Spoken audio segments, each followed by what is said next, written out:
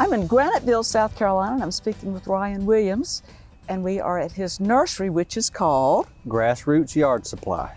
But the history of how all this came about is just the most fascinating thing. Of course, we know Aiken is well renowned for sandy soils. It certainly is, and that's how we got our start, was from sand.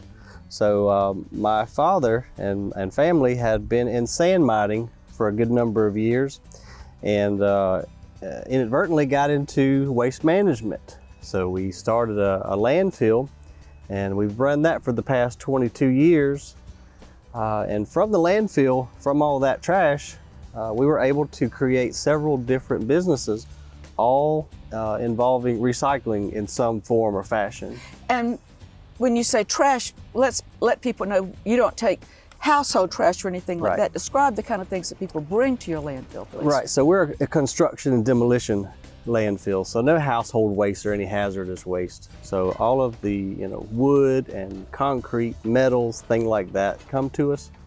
And the first thing that we did was notice that there was just a tremendous amount of wood waste coming into the landfill.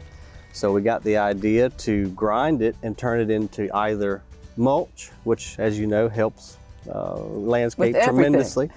And then the second, and I'm most passionate about, is the composting operation and breaking that material down to make a nice soil amendment that's beneficial in many different ways. Especially in this area where you have the sandy soils. Right. The addition of organic matter makes all the difference in the world. And the way you go about things, everything kind of feeds back into itself. You were explaining to me about the sand that you mine, and that it's filtered and washed so that it can be used for in the DOT scale construction. I mean, in the concrete industry. So all the sand that's excavated to make room for what we can't recycle, we take and screen and wash, and then that goes into the ready mix industry. And then even what's left over when they have extra still comes back to us, and we use it in a beneficial way, such as crushing it for recycled aggregate, or we pour it into forms and make decorative concrete blocks. And there are many examples of that right here, and they are truly, truly lovely. They're 2.5 million pounds of example. And you've found a way to kind of accelerate the composting process, I believe. That's right. Yep, there's a company that has developed a blend of special microbes that help break down the compost much quicker and without having to turn it near as much, giving us a finished product a lot quicker. And so some people, you've got big golf courses here, and with fertilizer prices and all, I think people are seeing that organic matter compost can be a great alternative to synthetic fertilizers. That's right. Compost, as you well know, is just incredibly beneficial to the soil in many different ways. And the great thing is that it has helped some see the benefit and the cost savings of going with an organic way versus using synthetic man-made fertilizers. And I was fascinated to see how careful you are with water recycling at that site as well. So being in Aiken County, water's precious everywhere, but especially here because it's so sandy. So we try to save every drop that we can and recycle all of the water we use in our operations. And even here at the nursery, we use strictly drip irrigation to help conserve, as well as help keep down on foliar issues and just be as environmentally sustainable as possible. Everybody had changes that happened in their life during COVID.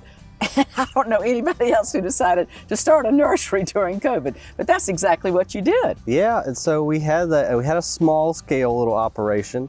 However, when COVID came about, folks got out in the yard, they started gardening, they started planting, and so that really helped us gain momentum as we built this new garden center here in Aiken, and it's just thank goodness, been steadily growing. And you've been a plant nerd your whole life. I am a true plant nerd, yeah. Ever since I was little, even though when I had to work in the garden when I was little, I don't know if I was a plant nerd then, but I grew to appreciate plants and to love them, and definitely a plant nerd now. And your charming wife, Ashley, goes to the market with your mother, and so inside of your building are many fascinating things. Oh. I mean, I found bird food, I found keep the squirrels away, I found nail brushes, I found soaps, I just found all kinds of treasures in there. But of course the plants are the real thing. And out here you have just a lovely selection. Yeah, well, thank you. Well, it's definitely a partnership. Like you mentioned, Ashley, I mean, she has helped build this place just as much as I have.